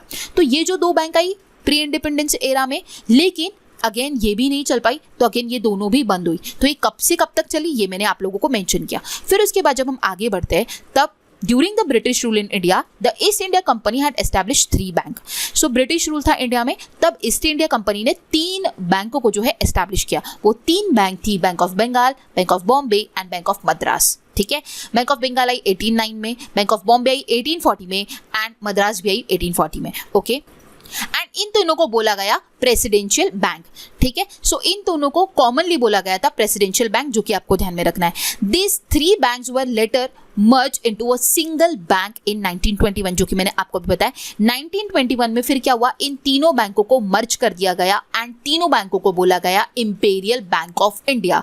तो आपको जब भी पूछा जाएगा कि इंपीरियल बैंक ऑफ इंडिया कब आया, तो मैंने आपको डेट बताया था, दैट इज 27 जनवरी 1921, ओके, इन तीनों को मर्ज करके। बट उसके बाद फिर क्या हुआ, the Imperial Bank of India was later nationalise. उसके बाद वो 1955 में इंपीरियल बैंक जो थी वो नेशनलाइज हुई एंड उसका नाम चेंज कर दिया गया और चेंज होके बना the state bank of India, okay. In 1959 The SBI was given the charge of 7 subsidiary banks. 1959 में फिर क्या हुआ, SBI की 7 सब्सिडरी बैंक जो है वो हुई and making it India's largest public sector bank, और उसी के साथ वो इंडिया की लार्जेस्ट पब्लिक सेक्टर बैंक भी बन गई, which is currently the largest public sector bank. Again अभी भी वो क्या है, इंडिया की लार्जेस्ट पब्लिक सेक्टर बैंक है। अब उसकी 7 सब्सिडरीज क्या थी ये मैं आपको बताती हूँ। तो उसकी 7 सब्सिडरीज थी state bank of Bikaner and Jaipur, state bank of Hyderabad, state bank of Indore, state bank of Mysore, state bank of Patiala, state bank of Saurashtra and state bank of Travancore. तो ये थी उसकी 7 सब्सिडरी। उसके बाद 2017 में एक मर्जर हुआ और मर्जर में इन 7 ये जो बैंक्स थी इनको मर्ज करके SBI बैंक कॉमन हुई, जो कि 1 अप्रैल 2017 में। मैं मर्जर आपको ऑलरेडी आगे बताने वाली हूँ, लेकिन आपको एक बार जस्ट बताया। तो इसमें SBI के मर्जर में कौन सी बैंक आती है, state bank of Bikaner and Jaipur, Hyderabad, Mysore, Patiala, Travancore and भारतीय महिला बैंक। इसको भूलना नहीं है, क्वेश्चंस पूछे जाते हैं। बहुत से स्टूडेंट सिर्फ स्टेट बैंक को कवर करते हैं, भारतीय महिला बैंक को भूल जाते हैं, ये चीज़ नहीं भूलनी है। भारतीय महिला बैंक इसी के साथ मर्ज हुई थी, कब हुई थी, ऑन 1 अप्रैल 2017 को, ओके। सो ये था SBI का मर्जर। अब आप लोगों को ये एक टेबल है जो कि मैं बताना चाहती हूँ। क्वेश्चन ऐसा भी बनता है कि प्री इंडिपेंडेंस की कौन सी बैंक है जो कि करंटली अभी भी रन कर रही है, that is Allahabad bank, Punjab National bank, Bank of India, central bank of India, Canara bank and Bank of Baroda. ये जो बैंक्स है ये अभी भी, ये प्री इंडिपेंडेंस जो था हमारा फेज, उस टाइम की बैंक्स है, स्टिल अभी भी वो चल रही है, ओके। सो इसका एस्टैब्लिशमेंट ईयर मैंने आपको प्रोवाइड किया है, ओके। सो बढ़ते आगे, अब देखते हैं हमारा next question. Which of the following bank was the first to open a branch outside India. Question में ये पूछा गया कि कौन सी ऐसी पहली बैंक है जिसने अपना जो ब्रांच है वो आउटसाइड ऑफ इंडिया ओपन किया। तो वो है option B, that is Bank of India ने ऐसा किया था। The first Indian bank to open a branch outside India in London में खोला था इन 1946। कौन सी बैंक थी वो, Bank of India. It was founded in September 1906 and was nationalise in July 1969। ये जो फाउंड की गई थी ये 1906 में फाउंड की गई थी बैंक ऑफ इंडिया एंड वो नेशनलाइज हुई 1969 में, okay. It was also the first bank to open a branch in a continental Europe at Paris in 1974, okay. Next question है, how many bank were merge into form the Imperial Bank of India. फिर से question यही पूछा गया है आपको कि imperial Bank of India जो है वो कितने बैंकों को मर्ज होकर बना है, वो 3 बैंकों को मर्ज होकर बना है। ऑप्शन सी इस क्वेश्चन का करेक्ट आंसर हो जाएगा, that is Bank of Bengal, Bank of Bombay and Bank of Madras in 1921, okay. And जो है वो 1955 में स्टेट बैंक ऑफ इंडिया बन गया था। नेक्स्ट क्वेश्चन है, in which year was the Imperial Bank of India establish, कब एस्टैब्लिश हुई ये भी आपको बताया, that is on 1921। Option A इसका करेक्ट आंसर होगा। 27 जैन 1921 को इंपीरियल बैंक ऑफ इंडिया जो है वो एस्टैब्लिश हुआ है, ओके। सो नेक्स्ट क्वेश्चन है हमारा, when was the first phase of nationalisation of bank carried out. So इसका आंसर हो जाएगा ऑप्शन डी, 19 जुलाई 1969 को जो है पहला नेशनलाइजेशन हुआ। ये आपको ध्यान में रखना है, ऑप्शन डी इसका करेक्ट आंसर हो जाएगा। वेरी इंपॉर्टेंट पॉइंट है, पहला फेज ऑफ नेशनलाइजेशन जो है बैंकों का वो कब हुआ था, वो हुआ था 19 जुलाई 1969 को। तो इस दिन क्या हुआ था मैं आपको बताती हूँ। नेशनलाइजेशन हुआ था 14 बैंकों का। Prime minister Indira Gandhi nationalized 14 banks on 19th of July 1969 and this nationalization bank include कौन सी 14 बैंकों का नेशनलाइजेशन हुआ था ये मैंने लिस्ट दी है। and it was based on the bank whose deposit exceed ₹50 crore, जिसका डिपॉजिट 50 करोड़ से ज्यादा था, उन बैंकों को नेशनलाइज किया गया था और वो 14 बैंक्स थी ये, Allahabad Bank, Bank of Baroda, Bank of India, Bank of Maharashtra, Canara Bank, Central bank of India, Dena Bank, Indian Overseas Bank, Punjab National Bank, Syndicate Bank, United Bank of India, United Commercial bank and Union bank of India. So ये 14 bank nationalise हुई थी on 19 July 1969, okay. ये था first page. बढ़ते आगे और देखते हैं सेकेंड क्वेश्चन, इसी से रिलेटेड है। In the second phase of nationalisation how many bank way nationalise. अब फर्स्ट फेज में 14 बैंकों का नेशनलाइजेशन हुआ, लेकिन सेकेंड फेज में कितने बैंकों का नेशनलाइजेशन हुआ? 6 बैंकों का। ऑप्शन बी इस क्वेश्चन का करेक्ट आंसर होगा। और ये कब हुआ? दैट इज ऑन 15 अप्रैल 1980। तो ये आपको ध्यान में रखना है डेट। और कितनी बैंक थी? वो 6 बैंक थी। अब ये किसके ऊपर बेस्ड था? It was based on the bank whose deposit exceed ₹200 crore. अब जो उसके लिए जो क्राइटेरिया था वो चेंज हो चुका था। 200 करोड़ के ऊपर डिपॉजिट अगर एक्सीड होता है तो उन बैंकों का जो है नेशनलाइजेशन किया गया। तो वो 6 बैंक्स थी। कब हुआ? 15 अप्रैल 1980 को। अब कौन सी वो 6 बैंक थी? Andhra Bank, Punjab and Sind Bank, Vijaya Bank, Corporation Bank, Oriental Bank of Commerce and New Bank of India. इन 6 बैंकों का जो है नेशनलाइजेशन किया गया। अब ये कब एस्टैब्लिश हुई, इनका हेडक्वार्टर कहाँ है, ये मैंने मेंशन किया है। इंपॉर्टेंट है, सभी ध्यान में रखना होगा, आपको सब चीज़ पढ़नी है। ओके, हमें काफ़ी सारी चीज़ें पढ़नी है, सेशन काफ़ी लेंदी हो जाएगा, तो मुझे कुछ चीज़ें जो है वो आप लोगों के लिए रखनी है जो कि आपको पढ़नी है। ओके, सो अब आपको ये समझ आया होगा कि पहले फेज में 14 बैंकों का नेशनलाइजेशन हुआ, सेकेंड फेज में 6 बैंकों का हुआ। फिर उसके बाद क्या हुआ? नेक्स्ट क्वेश्चन देखते हैं। Which bank was merge with Punjab National Bank in 1993। अब 1980 में ये बैंक नेशनलाइज हुई थी, न्यू इंडिया बैंक भी नेशनलाइज हुई थी, लेकिन इन दोनों बैंक का मर्जर किया गया। ऑप्शन ए इस क्वेश्चन का करेक्ट आंसर हो जाएगा। न्यू बैंक ऑफ इंडिया जो है वो पंजाब नेशनल बैंक के साथ 1993 में मर्ज हो गई। ठीक है, एंड इसी के साथ जो है 1993 में 19 नेशनलाइज बैंक हो गई। 20 थी क्योंकि पहले 14 नेशनलाइज हुई, फिर सेकेंड फेज में 6 हुई, तो टोटल कितनी हुई? 20। लेकिन 1993 में फिर से न्यू बैंक ऑफ इंडिया जो थी, जो नेशनलाइज हुई थी, एंड पंजाब नेशनल बैंक जो नेशनलाइज हुई थी सेकेंड फेज में, ये दोनों मर्ज हो गई। और दोनों मर्ज होने की वजह से नेशनलाइज बैंक कितनी हो गई? 19 हो गई। इतना समझ आया? बढ़ते हैं आगे। फिर उसके बाद क्या हुआ है? बैंकों का मर्जर। ठीक है, जो कि हुआ 17 में, 19 में और 20 में। ठीक है, 17 में जो मर्जर हुआ वो SBI का हुआ। किसके साथ हुआ? 5 बैंक और उसके साथ भारतीय महिला बैंक, जो कि यहाँ पे मेंशन नहीं है, लेकिन मैंने जो इमेज डाली है उसमें मेंशन किया है। 5 बैंक थी, state bank of Patiala, state bank of Hyderabad, state bank of Bikaner and Jaipur, state bank of Mysore, state bank of Travancore and उसके साथ भारतीय महिला बैंक का मर्जर हुआ 2017 में। ठीक है, आप लोग इमेज में देख सकते हो। एंड उसके बाद 19 में मर्जर जो हुआ वो 4 बैंकों को हुआ। पंजाब नेशनल बैंक का सेकेंड लार्जेस्ट बैंक बन गई वो, और जिसका मर्जर हुआ था ओरिएंटल के साथ and United Bank of India के साथ। ठीक है, यूनाइटेड बैंक ऑफ इंडिया के साथ। आप लोगों को मर्जर पे क्वेश्चंस पूछे जाते हैं, मर्जर्स आपको ध्यान में रखना है। ठीक है, सो फर्स्ट लार्जेस्ट PSB कौन है? SBI। सेकंड कौन सी है? पंजाब नेशनल बैंक, जिसने मर्ज किया था किसके साथ? ओरिएंटल एंड यूनाइटेड के साथ। फिर थर्ड मर्जर जो हुआ, थर्ड जो लार्जेस्ट PSB बनी वो थी बैंक ऑफ बड़ौदा, जिसका मर्जर हुआ देना एंड विजया बैंक के साथ। Then Union bank of India का मर्जर हुआ आंध्रा एंड कॉर्पोरेशन बैंक के साथ। देन इंडियन बैंक का हुआ इलाहाबाद बैंक के साथ। एंड 2020 में एक मर्जर हुआ कैनरा बैंक का सिंडिकेट बैंक के साथ, उसके साथ वो फोर्थ लार्जेस्ट PSB बन गई थी। ओके, सो आप देख सकते हो 17, 19, 20 में जो मर्जर्स हुए बैंक के किसके किसके साथ हुए, ये आपको ध्यान में रखना है। ठीक है, सो ये मर्जर होने के बाद फिर कंडीशन क्या हुई, कुछ इस तरह नेक्स्ट स्लाइड में। तो अभी at present public sector bank जो है वो कितनी है?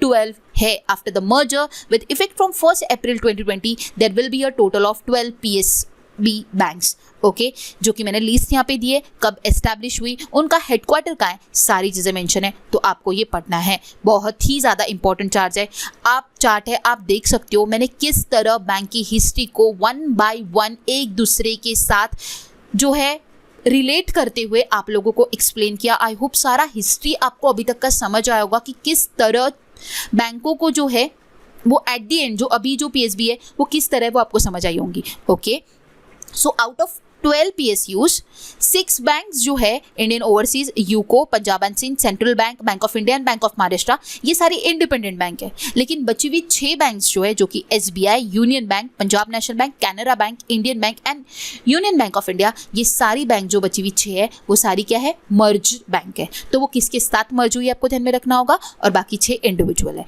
ओके, आई होप आपको ये बैंकों का हिस्ट्री कंप्लीट समझ आया होगा। बढ़ते हैं आगे और देखते हैं टाइप्स ऑफ बैंक। अब इस चार्ट से आप देख सकते हो बैंकों के टाइप्स किस तरह है। ठीक है, मेजर टाइप्स मैं आप लोगों को बता रही हूँ। मेजर ठीक है। इसके अलावा आपको काफ़ी सारे ऐसे चार्ट्स दिखेंगे जो कि काफ़ी बड़ा बड़ा डिवीजन दिखेगा, लेकिन ये मेजर डिवीजन है जो कि आपको पता होना चाहिए। बैंक जो है स्केड्यूल एंड नॉन स्केड्यूल होती है। स्केड्यूल का डिवीजन होता है कमर्शियल बैंक में, ठीक है। कमर्शियल बैंक डिवाइड होती है public sector bank, private sector bank, foreign bank and regional rural bank. और पब्लिक सेक्टर बैंक फिर से डिवाइड होती है between SBI and associate bank and nationalised bank, जो कि हमने अभी डिस्कस किया। तो वो किस में आती है? पीएसबी में आती है, पब्लिक सेक्टर बैंक में। ओके, समझ आया, जो कि टाइप ऑफ कमर्शियल बैंक है। सो अब नेक्स्ट आप देख सकते हो कि स्केड्यूल बैंक का मैंने एक टाइप आपको समझाया कि वो कमर्शियल बैंक, उसका एक डिवीजन था। सेकेंड डिवीजन है उसका कोऑपरेटिव बैंक, ठीक है। सो कोऑपरेटिव बैंक जो है वो सेकेंड डिवीजन है, और कोऑपरेटिव बैंक जो डिवाइड होती है वो तीन में होती है, state cooperative, district cooperative and other cooperative, ठीक है। आई होप आपको समझ आया होगा। इसके अलावा आप देखोगे डेवलपमेंट बैंक भी एक टाइप ऑफ बैंक होता है, जिसमें आती है नाबार्ड, एक्सिम, एनएचबी, सिडबी, मुद्रा। ये सारे डेवलपमेंट बैंक्स है जो कि आपको ध्यान में रखनी है। कौन सी? नाबार्ड, मुद्रा, एनएचबी, एक्सिम, सिडबी, ये सारी डेवलपमेंट बैंक्स है। और अगर मैं नॉन स्केड्यूल बैंक की बात करूं, जहां पे हमने ये चार्ट में दिखाया नॉन स्केड्यूल बैंक, तो उसमें पता है क्या कौन सी बैंक्स आती है? लोकल एरिया बैंक, ठीक है। जो भी लोकल एरिया बैंक्स होती है ना, वो होती है नॉन स्केड्यूल बैंक। तो आई होप आपको किस तरह बैंकों के टाइप्स होते हैं वो समझ आए होंगे। Schedule bank and non schedule bank में मेजर टाइप्स आपको बताया। स्केड्यूल बैंक का कैसा डिवीजन होता है वो मैंने आपको बताया। Commercial bank and cooperative bank वो फर्दर कैसे डिवाइड होती है वो आपको बताया। नॉन स्केड्यूल बैंक में आता है local area bank, and development banks में आता है नाबार्ड, एक्सिम, सिडबी, मुद्रा, एनएचबी, ये सारी बैंक आती है। ओके, सो बढ़ते हैं आगे और देखते हैं नेक्स्ट क्वेश्चन। नेक्स्ट क्वेश्चन है, schedule bank are those bank that are listed under dash. Answer हो जाएगा second schedule of Reserve Bank of India act 1934। Question पूछा जाता है स्केड्यूल बैंक जो है वो किसके अंडर में आती है? Second schedule of RBI act 1934। Option A इस क्वेश्चन का करेक्ट आंसर होगा। नेक्स्ट क्वेश्चन है, RBI is establish on which commission recommendation. Again important question. RBI जो एस्टैब्लिश हुआ वो किस कमीशन के रिकमेंडेशन पे एस्टैब्लिश हुआ? तो Hilton and Young commission, option B इसका करेक्ट आंसर होगा। हिल्टन यंग कमीशन के रिकमेंडेशन पे आरबीआई को एस्टैब्लिश किया गया। अब आरबीआई के बारे में डिटेल इन्फॉर्मेशन आपको दूंगी। सबसे बेस्ट ये स्लाइड होगा आप लोगों के लिए। आप लोगों को अच्छी तरह से पढ़ना है। आरबीआई पे कोई भी क्वेश्चन पूछा तो आपका इसमें से निकल जाएगा। सबसे पहले RBI is known as apex of India, apex bank of India बोला जाता है, ठीक है, जिसका हेडक्वार्टर मुंबई महाराष्ट्र में है, जो कि फाउंड की गई थी 1 अप्रैल 1935 under the RBI act 1934। And इसको फॉर्म किया गया था under the recommendation of Hilton Young commission. उसके बाद आरबीआई नेशनलाइज हुई। क्वेश्चन पूछा गया नेशनलाइज कब हुई एंड फाउंड कब हुई, दोनों डेट्स डिफरेंट है, ध्यान में रखना है। नेशनलाइज हुई 1 जनवरी 1949 को। उसके बाद इसका जो रिजर्व बैंक का इनिशियल जब वो एस्टैब्लिश हुई थी तब हुई थी कलकत्ता में, बट बाद में परमानेंटली मूव कर दिया गया था मुंबई में, दैट इज इन 1937, जो कि आपको ध्यान में रखना है। Central office of the RBI was initially established in Calcutta but was permanently move to Mumbai in 1937। Zonal offices इसके कहाँ पर है? चेन्नई, दिल्ली, कोलकाता एंड मुंबई में है, ये ध्यान में रखना है। उसके बाद फर्स्ट गवर्नर जो आरबीआई के थे वो थे सर ऑब्सबॉर्न स्मिथ, जो कि थे 35 से 37 तक। उसके बाद फर्स्ट इंडियन गवर्नर की बात की जाए आरबीआई के तो वो थे Shri C D. Deshmukh, that is from 1943 to 47। RBI का जो गवर्नर होता है वो 5 साल के लिए अपना कार्यकाल संभालता है। 4 डिप्टी गवर्नर होते हैं और आरबीआई के लोगों में आप देख सकते हो एक टाइगर और पाम ट्री है। ओके, ये ध्यान में रखना है। काफ़ी बार कंफ्यूज हो जाते हैं, पता चीज़ें होती है बट फिर भी कंफ्यूजन होता है क्योंकि हम ध्यान से चीज़ें पढ़ते नहीं हैं। Okay, so palm tree and a tiger जो है वो आरबीआई के लोगों में है। इसके अलावा ये एट प्रेजेंट की बात कर रही हूँ, इन फ्यूचर अगर आप वीडियो देखते हो तो आपको जो भी चेंजेस है वो ध्यान में रखने, ना कि ये वाले। सो आरबीआई के जो गवर्नर है वो है Shaktikanta Das and deputy governor जो 4 है वो है at present Mahesh Kumar Jain, Michael Dipendra Patra, M Rajeshwar Rao and T Ravishankar. Okay, इसी के साथ एक और चीज़ बताऊंगी, जो फुल्ली ओन सब्सिडरीज है आरबीआई की वो कौन सी है? डीआईसीजीसी, जो कि मैंने आपको पढ़ाया। व्हाट इज डीआईसीजीसी मैंने आपको बताया था, तब भी बोला था कि वो आरबीआई का सब्सिडरी है, deposit insurance credit guarantee corporation of India. Then आता है बीआरबी एनएमपीएल, ये भी मैंने आपको पढ़ाया, तब भी बताया कि भारतीय रिजर्व बैंक नोट मुद्रण प्राइवेट लिमिटेड जो है ये भी आरबीआई का सब्सिडरी है। देन है reserve bank information technology private limited, that is REBIT, IFTAs, that is Indian Financial Technology and Elite Services, and RBIH, Reserve Bank Innovation Fund. Okay, so ये सारी fully own subsidiaries है RBI की, जो कि आपको ध्यान में रखनी है, इन पे भी क्वेश्चंस बनते हैं। नेक्स्ट क्वेश्चन होगा हमारा, the banking regulation act was pass initially by which name. So banking regulation act जो है वो इनिशियली कौन से नाम से पास हुआ था, तो वो हुआ था banking companies act 1949। Option C इसका करेक्ट आंसर होगा। ऐसे ही क्वेश्चन पूछे जाते हैं और ऐसे क्वेश्चन का आंसर बहुत से लोग नहीं कर पाते जस्ट बिकॉज ईयर्स होते हैं, नहीं समझ आता एग्जैक्टली कौन सा होगा, बहुत कंफ्यूजन होता है। इस टाइम पे एक तो गेसवर्क होता है, अदरवाइज क्वेश्चन स्किप होता है, ठीक है। तो वही छोटी छोटी चीज़ें मैंने लाई है जो कि आपको ध्यान में रखनी है। सो बैंकिंग रेगुलेशन एक्ट जो पास हुआ था इनिशियली वो कौन से नाम से पास हुआ था, बैंकिंग कंपनीज एक्ट 1949। और अब क्या है ये फंडामेंटल्स आपको मैं बताऊंगी नेक्स्ट स्लाइड में। सो यहाँ पे आप लोगों को ध्यान में रखना है, जो इंपॉर्टेंट पॉइंट्स है वो आपको मैं बता देती हूँ। बैंकिंग रेगुलेशन एक्ट जो है वो 1949 में जो पास हुआ था, ओके, तो वो किस नाम से पास हुआ था, banking companies act 1949, okay. But इसके बाद 1966 में उसे रीनेम कर दिया गया और वो हुआ बैंकिंग रेगुलेशन एक्ट, ठीक है। 1966 में ये चेंज हुआ। This law was first applicable for banking companies but later on it was implemented the cooperative bank also. It impart many power to the RBI like license to control and regulate the voting right of the shareholder, supervising the management, operating the process of the bank, giving license to bank and imposing penalties as well. So इस act के बारे में बताया जा रहा है कि इस एक्ट में क्या क्या चीज़ें कवर अप होती है। इसके अलावा आपको क्या ध्यान में रखना है, सेक्शन 17 जो है वो बैंकिंग रेगुलेशन एक्ट है जो कि डील करता है रिजर्व फंड के साथ। सेक्शन 7 जो है act deals with the use of words like banker, bank, banking और बैंकिंग कंपनी, ये सारे वर्ड्स के लिए जो एक्ट है वो है सेक्शन 7। एंड बैंकिंग 8 जो है the act deal with the prohibition of trading, ठीक है। सो कुछ इंपॉर्टेंट है, जो इंपॉर्टेंट पॉइंट है वो मैंने आपको बताया, आप पढ़ के ध्यान में रख सकते हो। नेक्स्ट क्वेश्चन है नाबार्ड स्टैंड्स फॉर। नाबार्ड का फुल फॉर्म पूछा जा रहा है, आंसर हो जाएगा national bank for agriculture and rural development. Option A इस क्वेश्चन का करेक्ट आंसर हो जाएगा। काफी बार फुल फॉर्म पूछा जाता है, अदरवाइज एस्टैब्लिश कब हुआ ये पूछा जा सकता है, तो that is on 12 July 1982 on the recommendation of P Sivaraman. इनके रिकमेंडेशन पे नाबार्ड को लाया गया था, ठीक है। हेडक्वार्टर है मुंबई में and it is fully owned by government of India, तो ये आपको ध्यान में रखना होगा। अब इसी के साथ हम कुछ financial institution and financial regulators को पढ़ेंगे। अब मैंने आप लोगों को नाबार्ड बताया, तो नाबार्ड क्या है, ये हमारा फाइनेंशियल इंस्टीट्यूशन है जो कि आपको ध्यान में रखना है, ओके। सो आरबीआई सबसे पहला आता है, इंस्टीट्यूशन और रेगुलेटर्स दोनों हम देखेंगे। आरबीआई की बात की जाए, हेडक्वार्टर मुंबई में, एस्टैब्लिश हुआ 1 अप्रैल 1935 को। देन बात की जाए सेबी की, securities and exchange board of India, सारे फुल फॉर्म्स ध्यान में रखने हैं, जिसका headquarter Bombay that means Mumbai में है। 12 अप्रैल 1888 इसका एस्टैब्लिशमेंट ईयर है। आईआईडीआई जिसका फुल फॉर्म पूछा जाता है, insurance and regulatory development authority, जिसका हेडक्वार्टर हैदराबाद में, एस्टैब्लिश हुआ 1999 को। PFRDA pension fund regulatory and development authority, new Delhi में हेडक्वार्टर है। 23 अगस्त 2003 को ये एस्टैब्लिश हुआ। नाबार्ड अभी मैंने आपको बताया कंप्लीट इन्फॉर्मेशन। देन सिडबी की अगर बात की जाए, small industry and development bank of India, जो कि लखनऊ में हेडक्वार्टर है, 2 अप्रैल 1990 में इस एस्टैब्लिश हुआ। एनएचबी की बात की जाए तो national housing bank, new Delhi में ये इसका हेडक्वार्टर है। 9 जुलाई 1988 को ये एस्टैब्लिश हुआ। AMFI association of mutual funds, Bombay में इसका हेडक्वार्टर है। 12 अगस्त 1995 को एस्टैब्लिश हुआ। एंड एक्सिम बैंक की अगर बात की जाए, export and import bank of India, इसका हेडक्वार्टर मुंबई में, अगेन ये 1982 को एस्टैब्लिश हुआ। तो ये कुछ फाइनेंशियल इंस्टीट्यूशन है, डेवलपमेंट बैंक से, फाइनेंशियल रेगुलेटर्स है जिसके हेडक्वार्टर, एस्टैब्लिशमेंट ईयर आपको ध्यान में रखने होंगे। इससे रिलेटेड और भी जो इंपॉर्टेंट इन्फॉर्मेशन चाहते हो, हम जो ये बैंकिंग अवेयरनेस का मैंने स्टैटिक सेशन लाया है, ये सेशन को मैं थोड़ा आप लोगों को सारे टाइप्स चीज़ें और जो इंपॉर्टेंट चीज़ें वही छोटी छोटी चीज़ें बता रही हूँ, लेकिन इसका इलैबोरेशन, अगर इसका इलैबोरेटेड सेशन अगर आपको चाहिए, मतलब कि आपको लेंदी कंप्लीट एक्सप्लेनेशन वाला सेशन चाहिए, तो उसके लिए आपको कमेंट बॉक्स में कमेंट करना होगा, सो दैट जो अपकमिंग सेशन आप लोगों को प्रोवाइड करूंगी मैं आने वाले डेज में, मैं इसी का जो है 2.0 वर्जन दूंगी आपको। दैट मीन्स आप लोगों को सारी चीज़ें डिटेल में मिलेगी, ओके। सो बढ़ते आगे, नेक्स्ट क्वेश्चन होगा, how many digits are there in mobile money identifier. MMID में कितनी डिजिट्स होती है, तो वो होती है 7। ऑप्शन डी इसका करेक्ट आंसर हो जाएगा। MMID का फुल फॉर्म भी पूछा जाता है, mobile money identifier is a 7 digit number of bank customer who uses mobile banking.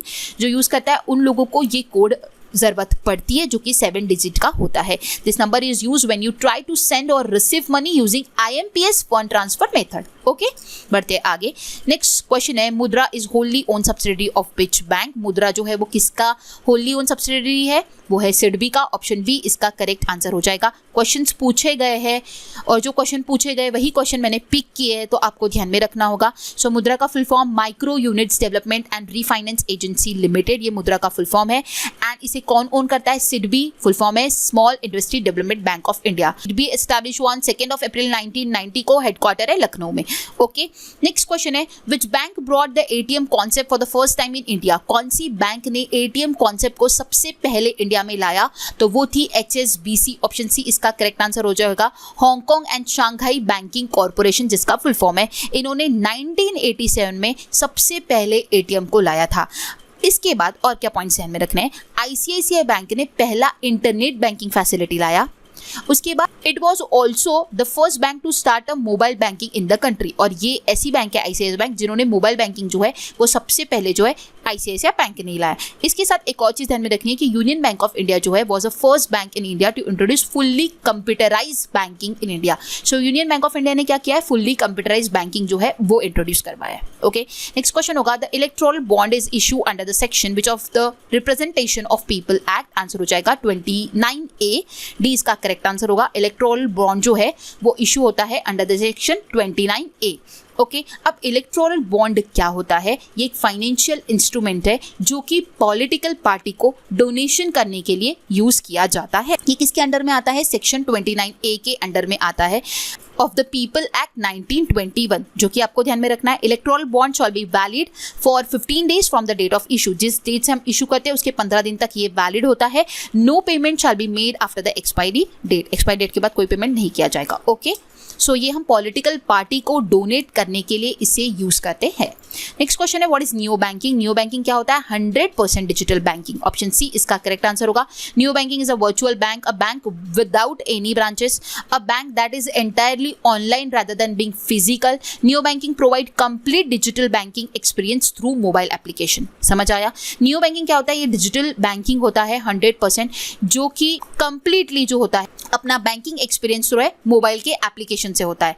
इसमें फिजिकली कुछ भी करने की जरूरत नहीं होती है। उसे हम बोलते हैं neo bank, that is virtual bank. आपको ध्यान में रखना होगा, ठीक है। अ बैंक विदाउट ब्रांचेस, ठीक है। बढ़ते आगे। नेक्स्ट क्वेश्चन होगा NBFCs in India are companies that are registered under which of the following act. Answer हो जाएगा option C companies act 2013। NBFC जो है इंडिया में नॉन बैंकिंग फाइनेंशियल कॉर्पोरेशन, ठीक है, वो रजिस्टर की गई under which act, companies act 1913 द्वारा उसे रजिस्टर किया गया। नेक्स्ट है कुछ इंपॉर्टेंट एब्रीवेशंस इन बिटवीन। सो ये एब्रीवेशंस जो है इंपॉर्टेंट है। कुछ मैंने आप लोगों को जो टर्म्स बताई उसी में आप लोगों को ध्यान में रखने बोला, लेकिन कुछ इंपॉर्टेंट है जो कि आपको ध्यान में रखना होगा। सबसे पहला जो है BSBDA, it is a type of account, basic saving bank deposit account. Okay, CIC core investment companies, MDR merchant discount rate, NDTL net demand and time liabilities, MCLR marginal cost of fund based lending rate, PCA prompt corrective action पूछा जाता है, LCR liquidity stage ratio, MICR बताया था magnetic इन character recognition, CVV card verification value, CAGR compound annual growth rate, CTS क्या होता है cheque truncation system, FEMA होता है foreign exchange management act, NACH होता है national automated clearing house, CDR होता है credit deposit ratio and NEFT होता है नेशनल इलेक्ट्रॉनिक फंड ट्रांसफर। सो ये कुछ इंपॉर्टेंट एब्रीवेशंस है जो कि मैंने आप लोगों को बताए। कुछ इंपॉर्टेंट वन थे वो भी मैंने आप लोगों को ऊपर सेशन जैसे जैसा हम पढ़ते गए वैसे वैसे जो आपको ध्यान में रखना है वो सारी चीज़ें मैंने बताई। सो ये कंप्लीट जो हमने ये सेशन में आज जितने भी एब्रीवेशंस देखे सारे आपको पता होने चाहिए क्योंकि इन्हीं में से पूछा जाता है, ठीक है। बढ़ते आगे और देखते हैं next question. Treasury bill are the instrument issue by the government of India which of the following is correct for T bill. Treasury bill जो है वो गवर्नमेंट ऑफ इंडिया इशू करता है, तो इनमें से कौन सा करेक्ट ऑप्शन है हमें बताना है। ए बोला जा रहा है T bill are money market instrument and short term debt instrument. Exactly correct segment है, ये मनी मार्केट इंस्ट्रूमेंट होता है treasury bill. They issue in 3 tenure namely 91 days, 182 days and 364 days. Exactly ये भी करेक्ट बोला है कि वो 3 टेन्योर्स में जो है इसको इशू किया जाता है, 91 दिन या फिर 182 दिन या फिर 364 दिन के लिए। They are issue at the discount and redeem at the face value at maturity। इनको डिस्काउंट पे इशू कर सकते हैं एंड फिर इनके फेस वैल्यू पे मैच्योरिटी पे इसको रिडीम भी कर सकते हैं, तो ये भी एग्जैक्टली करेक्ट पॉइंट है। And treasury bill are zero coupon securities and pay no interest. So ये जो है ये जीरो कूपन सिक्योरिटीज में आता है एंड इनके लिए कोई इंटरेस्ट पे नहीं करना होता है। सो सारे पॉइंट जो है वो एकदम करेक्ट है, इसलिए ऑल ऑफ दिस इस क्वेश्चन का करेक्ट आंसर होगा, that is option E. Okay so मैंने सारी चीज़ें आप लोगों को ऑलरेडी पॉइंट्स में एक्सप्लेन किए, तो नीचे का जो अलग सा पॉइंट है वो आप जो मैंने दिया है आप पढ़ सकते हो। ओके बढ़ते आगे, नेक्स्ट क्वेश्चन होगा, which of the following is not consider as a negotiable instrument as per the negotiable instrument act 1881। So इनमें से कौन सा जो है नेगोशिएबल इंस्ट्रूमेंट के अंडर में नहीं आता है अंडर द एक्ट 1881?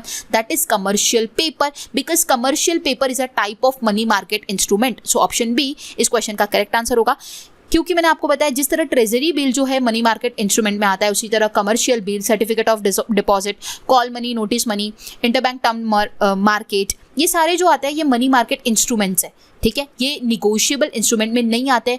अब निगोशिएबल इंस्ट्रूमेंट क्या होते हैं ये बताती हूँ नेक्स्ट स्लाइड में। So these are the 3 types of negotiable instrument, that is promissory note, bill of exchange and cheque. ये 3 निगोशिएबल इंस्ट्रूमेंट्स के टाइप है। ओके ये टाइप्स आप लोगों को ध्यान में रखने हैं। डिटेल जो है मैंने कहा आप लोगों का अगर मुझे अच्छा रिस्पॉन्स मिलता है, आप लोगों के कमेंट्स आते हैं कि मैम इसका सेकेंड वर्जन लाइए, दैट इज 2.0 जो कि डिटेल रहने वाला है। अगर आप लोगों ने कहा बहुत अच्छा रिस्पॉन्स रहा, काफ़ी लोगों के कमेंट्स थे, तो डेफिनेटली ये सारी चीज़ें मैं डिटेल में लेकर आऊंगी। नेक्स्ट क्वेश्चन पूछा गया कि under which section of negotiable instrument act 1881 bill of exchange is defined? So answer हो जाएगा इसका ऑप्शन सी, सेक्शन 5। सो निगोशिएबल इंस्ट्रूमेंट एक्ट 1881 में जो बिल ऑफ एक्शन है, बिल ऑफ एक्सचेंज जो है वो सेक्शन 5 के अंडर आता है। सो आप लोगों को यहाँ पे ये ध्यान में रखना है कि ऑप्शन सी इस क्वेश्चन का करेक्ट आंसर हो जाएगा। Section 5 of the negotiable instrument act 1881 defines a bill of exchange. Okay so option C correct answer होगा। What is bill of exchange मैंने मेंशन किया है, आप रीड कर सकते हो। बढ़ते आगे, नेक्स्ट क्वेश्चन है, which of the following section of negotiable instrument act 1881 describe about check?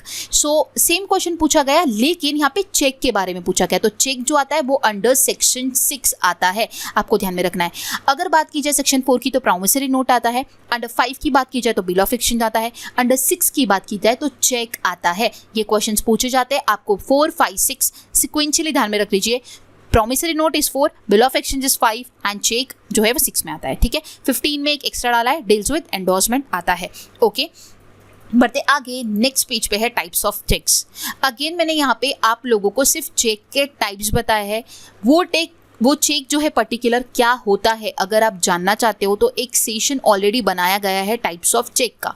ठीक है, सो वो आप जाके रेफर कर सकते हो। अदरवाइज आने वाले डेज में जैसे मैंने कहा है मैं आप लोगों को डिटेल में एक्सप्लेन करूंगी। यहाँ पे सिर्फ और सिर्फ हम चीज़ें जो है बेसिक चीज़ें क्लियर कर रहे हैं कि कितने टाइप्स होते हैं। तो चेक के टाइप्स है bearer cheque, order cheque, cross cheque, open cheque, post dated cheque, ante dated cheque, stale cheque, traveller cheque, account pay cheque, self cheque, mutilated cheque, banker cheque and blank cheque. सारे cheque actually इस video में आप लोगों को मिल जाएंगे। अगर आपको और भी चाहिए सेशन तो आने वाले सेशन में कवर अप करवाऊंगी, बट अगर आप चेक पढ़ना चाहते हो तो ये सेशन रेफर कर सकते हो। ओके सो इसमें सारे टाइप्स ऑफ चेक, आपको क्या होता है पर्टिकुलर चेक क्या होता है, ये सारी इन्फॉर्मेशन मिल जाएगी। ओके सो ये था अबाउट टाइप्स ऑफ चेक। बढ़ते आगे और देखते हैं next question, in which of the following year the BECIL I accord was introduce? Answer है 1988, ऑप्शन सी इसका करेक्ट आंसर हो जाएगा। बेसिल I जो है वो 1988 में इंट्रोड्यूस किया गया। सो अबाउट 2 and 3 मैं आप लोगों को एक्सप्लेन करूंगी जब नेक्स्ट सेशन आप लोगों को बैंकिंग अवेयरनेस का लाऊंगी। सो Basel 2 and Basel 3 and what is Basel, ये सारी चीजें आपको एक्सप्लेन करूंगी। नेक्स्ट क्वेश्चन है, SARFAESI act 2002 is related to dash? Answer हो जाएगा recovery of bad loans, option D इसका करेक्ट आंसर हो जाएगा। नेक्स्ट स्लाइड में देखते हैं इस एक्ट को। सो सरफेसी एक्ट 2002 जो है, सबसे पहले सरफेसी का फुल फॉर्म जानना इंपॉर्टेंट है, that is the securitisation and reconstruction of financial asset and enforcement of security interest act. Okay so ये इसका फुल फॉर्म है। ये जो एक्ट आया था ये 2002 में आया था। ओके ये आपको ध्यान में रखना होगा। इसी के साथ ये क्या करता है, सरफेसी एक्ट में क्या कवर अप होता है, इट हेल्प बैंक और financial institutions to cover the bad loan. ये इंपॉर्टेंट पॉइंट है, ये आपको ध्यान में रखना होगा। एंड इसमें कौन सा लोन एप्लीकेबल नहीं है, agricultural loan and farm loan जो होता है वो इसमें कवर्ड नहीं होता है। सो सरफेसी एक्ट का मेन मुद्दा क्या है, जो बैंकों को, फाइनेंशियल इंस्टीट्यूशंस को जो बैड लोन्स होते हैं उसको वो रिकवर करवाता है। उसमें एग्रीकल्चर लोन और फार्म लोन मतलब ही कवर नहीं होता है। और ये जो सरफेसी एक्ट आया ये किनके रिकमेंडेशन पे आया, रणसीमन कमेटी 1 जो थी उनके रिकमेंडेशन पे इस एक्ट को लाया गया। सो ये इंपॉर्टेंट पॉइंट ध्यान में रखना है। फुल फॉर्म 2002 में आया, किसके लिए आया, कहाँ पर वर्क करता है, किनके रिकमेंडेशंस पे आया। ठीक है बढ़ते आगे, नेक्स्ट स्लाइड में मैंने बताया है टाइप्स ऑफ अकाउंट। ठीक है सिर्फ हम टाइप्स देखेंगे। सेविंग अकाउंट होता है, करंट अकाउंट होता है, रिकरिंग अकाउंट होता है, फिक्स डिपॉजिट अकाउंट होता है, डीमैट अकाउंट होता है, एनआरआई अकाउंट होता है। ये सारे टाइप्स ऑफ अकाउंट्स होते हैं, ठीक है। लेकिन 3 ब्रॉड कैटेगरी की अगर बात की जाए तो पहला होता है डिमांड अकाउंट, जिसमें आता है आपका सेविंग एंड करंट अकाउंट, ये आपको ध्यान में रखना है। देन आता है टर्म डिपॉजिट, जिसमें आता है आपका fix deposit and recurring deposit account, ठीक है। ये 2 अकाउंट्स हो गए। उसके बाद डीमैट अकाउंट की अगर बात की जाए तो वो होता है डीमैटेरियलाइज अकाउंट, इसका फुल फॉर्म होता है डीमैटेरियलाइज अकाउंट। एंड एनआरआई अकाउंट की बात की जाए तो उनमें 3 आता है, foreign currency non resident external rupee account and non resident ordinary rupee account. तो ये जो मैंने टाइप्स ऑफ अकाउंट बताया, ये किस तरह कैटेगराइज किए गए, ये सारी चीज़ें मैंने आपको बताई, ठीक है। पर्टिकुलर जो सेविंग अकाउंट, करंट अकाउंट क्या होता है, आप लोगों को मुझसे कनेक्टेड रहना होगा। मुझसे कनेक्टेड रहने के लिए चैनल को सब्सक्राइब करना होगा। ये सारी चीज़ें आप लोगों को पढ़ाने वाली हूँ। अगर एक ही सेशन में लाऊंगी, सेशन काफ़ी लेंदी हो जाएगा। इसमें हम बैंकिंग की अवेयरनेस लेंगे, आने वाले सेशन में उसको और डेप्थ नॉलेज हम उसका एक्वायर करेंगे, ठीक है। सो आप जो भी लोग मुझसे वीडियो देख रहे हो, जिन भी स्टूडेंट्स ने आप चैनल को सब्सक्राइब नहीं किया होगा, सब्सक्राइब कीजिए। आने वाले डेज में आपकी जो भी डिफिकल्टी है, जो भी क्वेरीज है, वो सारी सॉल्व हो जाएगी रिलेटेड टू दिस। ओके, बढ़ते आगे। नेक्स्ट स्लाइड में हम देखेंगे टाइप्स ऑफ कार्ड्स। जो बैंकिंग सिस्टम में कार्ड्स को यूज किया जाता है वो तो काफ़ी सारे हैं, लेकिन मेजर जो है वो डेबिट कार्ड। आप सभी को पता है डेबिट कार्ड क्या होता है, क्रेडिट कार्ड भी पता है, ठीक है। देन है फॉरेक्स कार्ड। फॉरेक्स कार्ड क्या होता है, to hold foreign currency during international travel. अगर इंटरनेशनल ट्रैवल करना है तो हम फॉरेक्स कार्ड को जो है वो साथ में ले चलते हैं। एंड प्रीपेड कार्ड भी आपको पता होगा कि हम उसमें मनी जो है वो लोड करते हैं एंड देन फिर हम ट्रांजैक्शन करते हैं, तो उसे कहते हैं प्रीपेड कार्ड। सो ये कुछ मेजर टाइप्स ऑफ कार्ड्स हैं। देन बात की जाए नेक्स्ट स्लाइड की तो है major risk in banking sector. Banking sector में जो मेजर रिस्क होती है वो कौन सी होती है, इस पर क्वेश्चन बनता है। Credit risk, operational risk, market risk and liquidity risk. अब क्रेडिट रिस्क क्या होता है, क्रेडिट रिस्क होता है it is a biggest risk for bank and affects the worst when it occurs, ठीक है। इफ द बोरोअर और counterparties fail to meet a contractual obligations and when this borrower default on the principal और interest payment of loan, it is called credit risk. मतलब ये बोला जा रहा है कि कोई अगर पार्टीज है, कोई बोरोवर्स है, उन लोगों ने अगर लोन लिया है, उन लोगों ने लोन पे नहीं किया, लोन का इंटरेस्ट पे नहीं किया, तो वो जो रिस्क होता है बैंकों के लिए वो कहा जाता है क्रेडिट रिस्क, ठीक है। सो ये आपको ध्यान में रखना है। उसके बाद बात की जाए ऑपरेशनल रिस्क की। So operational risk is the risk of loss due to error, interruption और damage which are caused by the people in technical और अदर सिस्टम और प्रोसेसेस। मतलब कि जब भी हम ऑपरेशनल रिस्क में आता है, जब भी हम कुछ मोबाइल में ट्रांजैक्शन कर रहे हैं और इन बिटवीन कुछ इंटरप्शन आता है, कुछ एरर आता है and just because of that जो हमारा अमाउंट डिडक्ट हो जाता है, ठीक है। सो वो आता है अंडर ऑपरेशनल रिस्क, ओके। जो भी एनी टेक्निकल इशू के वजह से जो लोगों को फेस करना पड़ता है डैमेज, वो आता है ऑपरेशनल रिस्क, ओके। देन है market risk. Market risk is associated with the bank activities in capital market. जो कैपिटल मार्केट में बैंक की एक्टिविटीज होती है वो आती है मार्केट रिस्क के अंडर में। अब कैपिटल मार्केट सभी को पता है अनप्रेडिक्टेबल होता है, इक्विटी मार्केट। सो वो जो आता है वो आता है मार्केट रिस्क में, क्योंकि बैंकिंग की कुछ एक्टिविटीज कैपिटल मार्केट में होती है, तो उसकी वजह से जो लॉस होता है वो होता है मार्केट रिस्क, ओके। देन आता है liquidity risk. Liquidity risk show the inability to provide a cash in a daily operation in a timely manner to customer of the bank. In short अगर मैं आप लोगों को बताऊं तो लिक्विडिटी रिस्क ये होता है, अगर मैं कस्टमर बैंक में जाती हूँ और उन्हें मांगती हूँ कि मुझे 4 लाख रुपीज चाहिए और बैंक के पास अगर वो पैसा नहीं है, तो वो हो गया लिक्विडिटी रिस्क। इसलिए आरबीआई ने ऐसे रेगुलेशंस लाए कि बैंकों के पास अपने लिक्विड एसेट्स होनी चाहिए इन टर्म्स ऑफ जो फंड्स है, अगर उनके पास नहीं है तो इन टर्म्स ऑफ जब नहीं है तो उनके पास वो होना चाहिए। इसलिए आरबीआई का रेगुलेशन है कि अपने पास लिक्विड एसेट को रखिए, ओके। सो जब भी कस्टमर को पैसा चाहिए बैंकों से और बैंक वो दे नहीं पाती है तो वो होता है लिक्विडिटी रिस्क। तो आई होप आप लोगों को जो रिस्क होती है बैंकों की वो पता समझ आई होगी। क्वेश्चंस बनता है इनमें से कौन सी रिस्क नहीं आती है बैंकिंग सेक्टर में, तो आपको ध्यान में रखना है क्रेडिट, ऑपरेशनल, मार्केट, लिक्विडिटी, ये सारी रिस्क है। इसके अलावा कुछ अगर अलग सा दिखा तो वो बैंकिंग सेक्टर में नहीं आएगा। लास्ट जो पेज है इंपॉर्टेंट मैंने रखा है मोटिव का। काफ़ी कबार मोटिव पे क्वेश्चन पूछे जाते हैं।